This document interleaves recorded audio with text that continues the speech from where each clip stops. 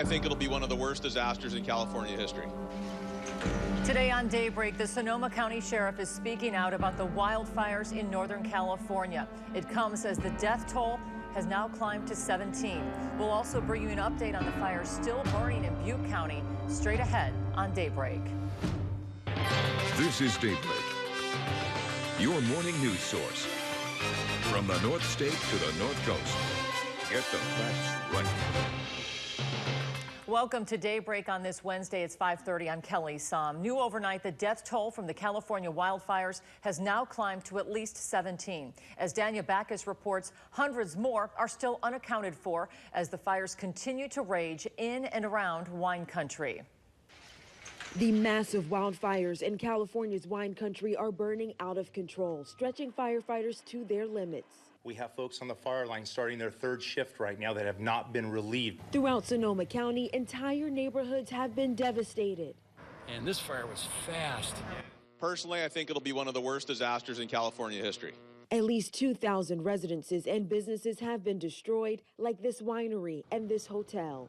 We were awoken to a red glow coming out of the north, and had just minutes to actually get out of the house, wake our kids up. Crews battling fires in Santa Rosa were forced to just let homes burn.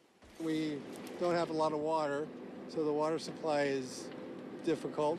It's just better to let it burn. Nearly 200 people are still unaccounted for as officials warn the death toll could rise. Mike Rippey's parents, married for 75 years, died when the fire tore through their home. And it hit so fast, and they just didn't have a chance.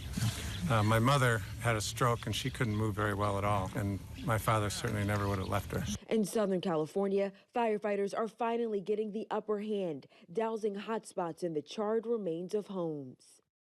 As far as the cause of the fire, investigators say they are focusing on saving lives first, property second, and then containment of the flames, saying that investigation will come later. Danya Backus, ABC News, Santa Rosa, California. Well, meteorologist Rob Elvington is in for Mike Kruger this morning with more on the increased fire danger we face today. Good morning, Rob.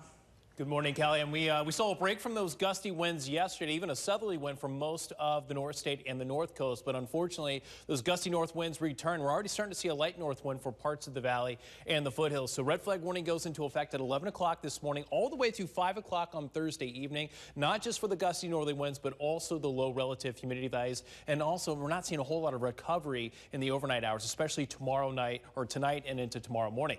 There's a look at our current temperatures. A chilly, cool start. You'll notice a little bit warmer for the valley this morning, and that's because we're already starting to see those north winds picking up. So anywhere from the low to mid to upper 50s, but along the coast, right around the low to mid 40s right now. 45 degrees in Eureka, 42 degrees in Willow Creek, and we are seeing a few spots below freezing this morning, including the Burning Basin. Chester's at 27, currently in the upper 30s in Shingletown. We could even see a few showers today for the north coast. So yes, we're talking high fire danger for parts of the valley and the foothills, but a few showers will be moving in from out of the northwest. Best chances will be for places like Crescent City and northern Humboldt County.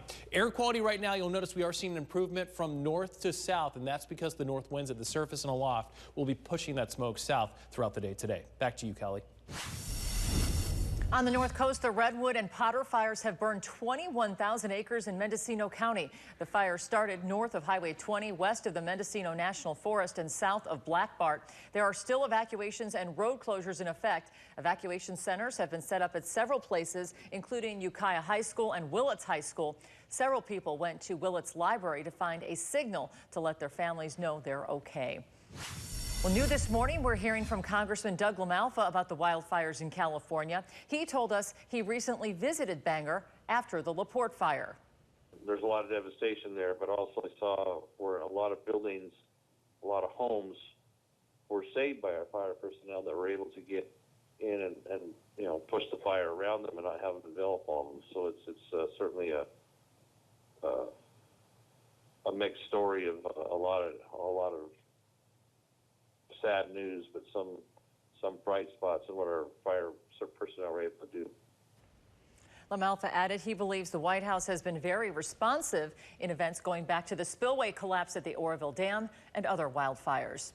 5:35 the time. As the death toll continues to rise throughout California's fires, we're learning more about a death closer to home. Coming up, a Chico councilman believes his father was among those who died.